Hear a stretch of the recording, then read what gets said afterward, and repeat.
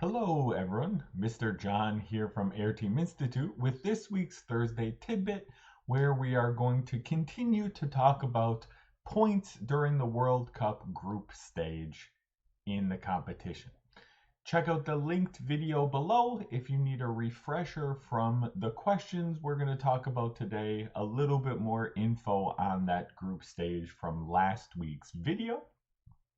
We will do a quick review to start here. First off, these group stages each have a team in a group with 4 teams in total. So a team, 3 others. They each play each other 1 time, and this gives us 6 total games there.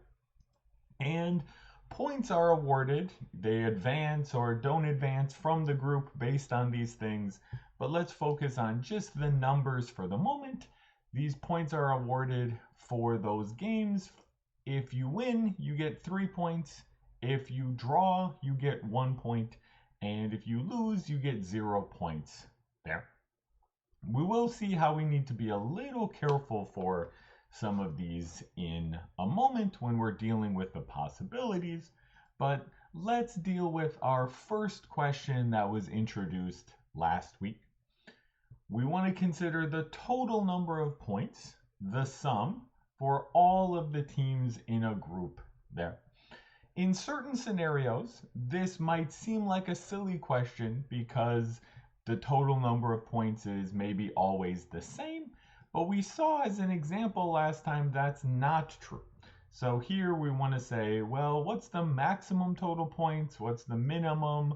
What other totals are possible? Just what can happen in this scenario.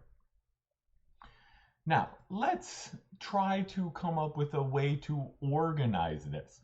We'll answer this question fully. We're not going to answer the second question fully when we do it here. But the bigger picture that I want to talk about is thinking about how we might organize scenarios or organize these situations. Considering what we know that there are always 6 games that are played. There's the 4 teams, they're always playing these 6 games in this scenario. What we do not know is how many of them are a team where someone wins. So I'm going to call that a win-loss. So we might not know how many of those situations end up in a win-loss. We don't know how many of them end up in a draw. We do know the total of these two is 6. There's always going to be 6 games there. And from that, of course, we can determine the points in this scenario. So let's try to organize this in a table here and see if we can start coming up with what's possible, what's going on, and see if there are any patterns here as well. And really, this is something that I think is important for us to think about and consider when we're looking at these types of problems. Always being on the lookout for that pattern is very helpful here. So one case we could have and think about is, well, what would happen if we had every game is a win or a loss, meaning we have 0 draws in that scenario? Well, every time there's a win and a loss, this is going to give the winning team 3 points, the losing team 0 points. So we're going to have 6 times 3. And let me just keep this as 0 times something for a moment. And this is going to be 18. So we have this 18 total there. Now, what I want to pause is go back to fill in what is 0 times and what do I mean by that? Well, if we think about the win-loss, for any one win and loss, there is 3 points to the winner, 0 points to the loser. So just to keep track here, let me say that this is giving us a total of +3 points. We're adding 3 points no matter what. We need to be a little careful with the draw, because if the two teams draw, the first team draws and the second team draws. So we have a +1 point for each and +2 points in total. So if I went here, we could say 0 times 2 is 18 in that scenario.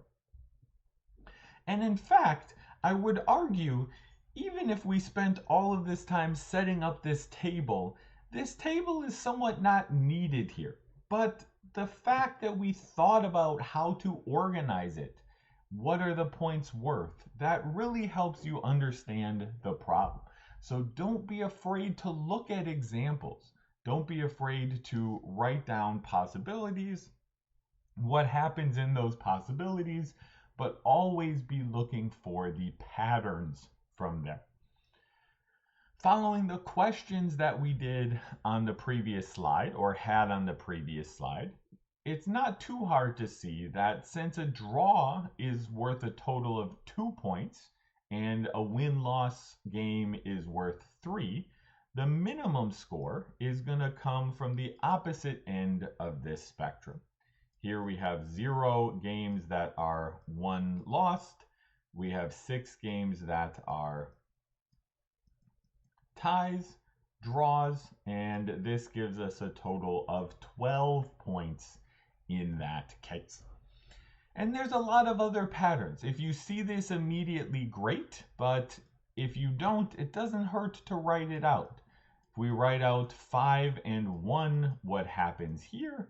We would have a total of 17 points. If you think about that a moment, that should make sense. A win-loss is worth 3, a draw is worth 2, so if we swap this over, we're losing a point. And that would allow us to skip some steps here. 16 points is possible there as well, and this pattern could continue that way. Anything from 12 to 18 is going to be possible, with this varying numbers of wins, loss games, and drawn games in the group. That's what we would have here. Okay, let's move on then to our challenge question. And as I alluded to, we're not going to actually solve this fully, but I want to talk about ways to approach this. We looked at some examples last time when some of the groups had finished. There was a group A that the first place team had 7 total points, then 6 for second, 4 and 0. Group B, 7, 5, 3, 1. And you might be curious, and we could start thinking about how we could figure out what these different ordered lists of points are, how we might organize these things, how we might come up with examples. This is a more complicated question. We're not going to do this fully, but let's start talking about how you might approach this. We're really asking how the points can be arranged in a group. And what we're really asking is, you might argue we don't care about the wins, draws, and losses. We're just worried about the points. But what we're really worried about is filling in this table. What happened? What number of points did the first place team get? How did they get those points?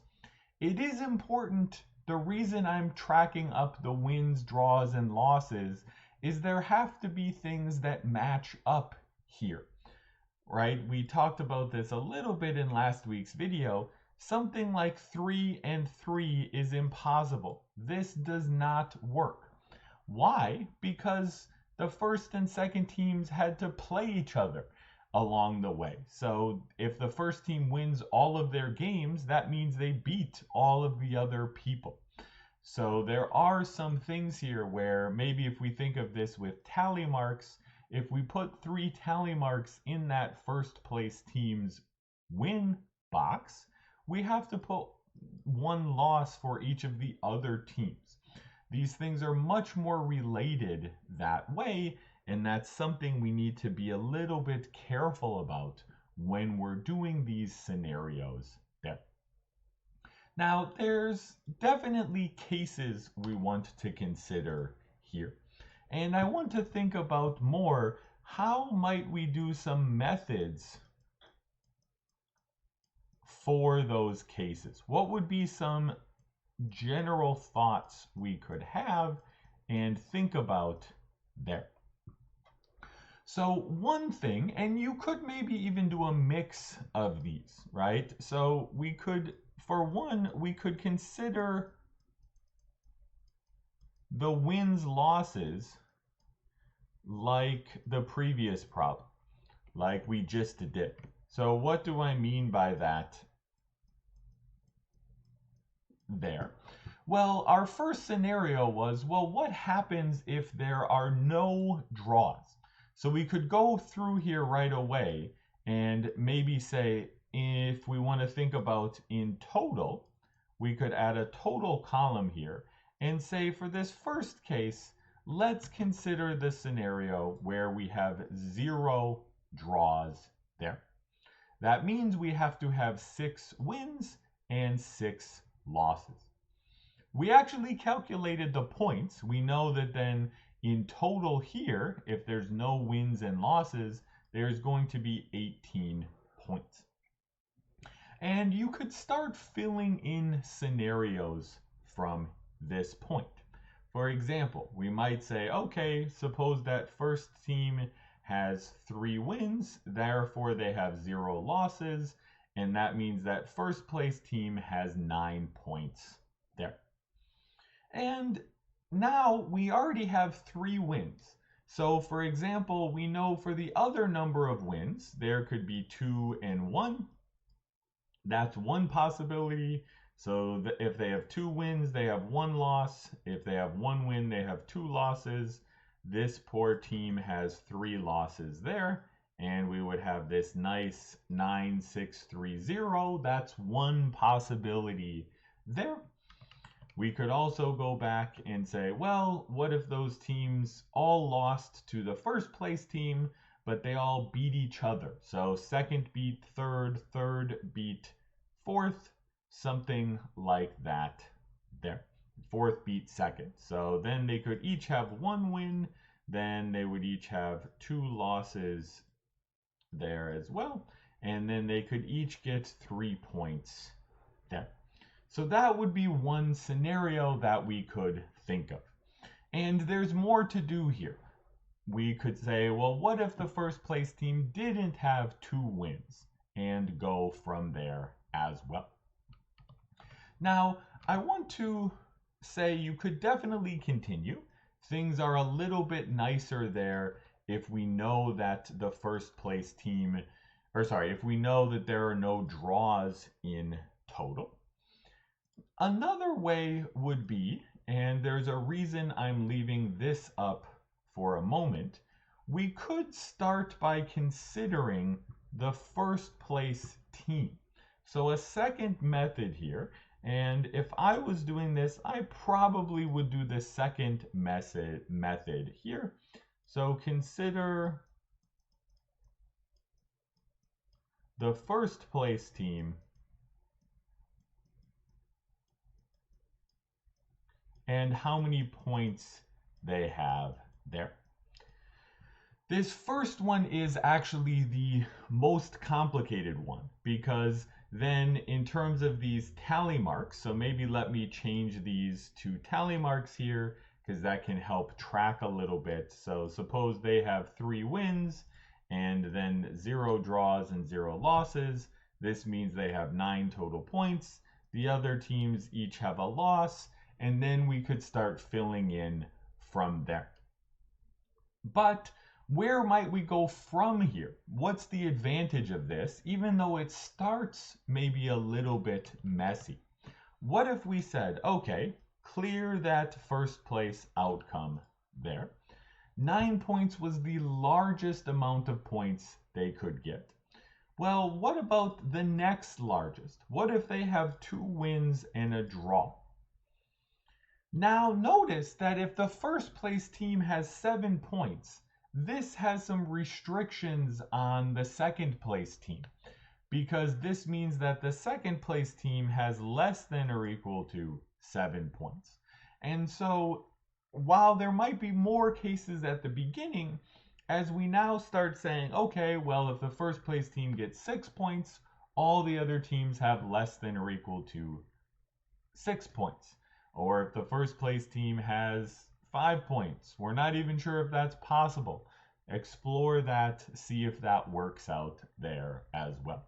But we have these different scenarios then, and as long as you're keeping them organized, when we have a more complicated question like this with a lot of cases, as long as you do those cases carefully, you're often in good shape. You want to look for patterns still. There might not be a pattern, and that's why it's important to stay organized and keep moving along. And this is something that you do have to do sometimes for counting questions. Especially with real world applications, things can get messy and you have to be comfortable dealing with those as well. That will do it for this week's video, however.